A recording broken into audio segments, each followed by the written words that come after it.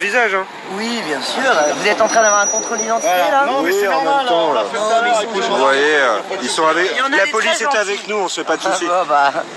Bon, donc vous êtes une journaliste? voilà, je suis journaliste, je dirige la version française du New Yorker, Jim le Pariseur.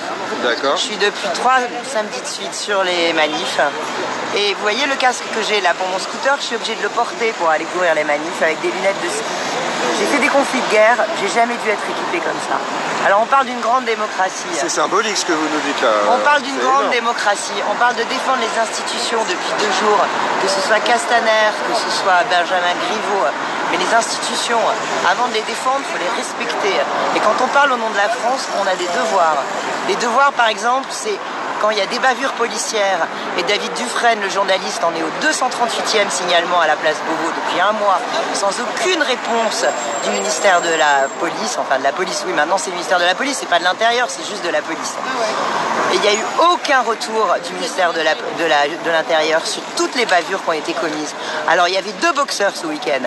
Il y en avait un, il est en garde à vue et il risque 7 ans de prison. Il y en a un autre, il a eu la Légion d'honneur et il a eu pour l'instant un signalement administratif auprès des GPN, même pas pénal. Le 2 poids 2 mesures. Alors on se demande jusqu'à quand il va falloir des vidéos et jusqu'à quand LCI, BF Merde TV, parce que tout mon confrère, on l'appelle comme ça, jusqu'à quand BF Merde TV, LCI, CNews que j'ai vu samedi en train de filmer une petite poubelle pour essayer de montrer que la rive gauche était en train de brûler.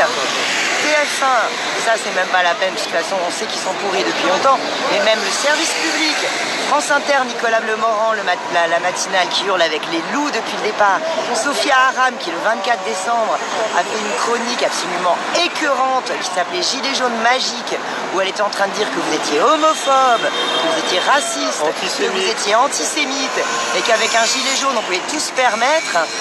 Quand ça va s'arrêter? Parce que nous les journalistes, moi j'ai 22 ans de journaliste derrière moi, j'ai une carte de presse et j'ai honte de mes confrères, j'ai honte de ce que j'appelle la grande manipulation, ce que j'ai mis sur mon site internet qui s'appelle Jim le Pariseur. Là je me fais de la pub. Allez-y, allez-y. Ça s'appelle la grande manipulation. Parce qu'aujourd'hui on n'informe plus, on fait de la fabrique d'information. Et non, on fait pas de la fabrique, pardon, d'opinion. Voilà. C'est tout à fait ça. Ah, merci beaucoup madame pour votre témoignage, super important.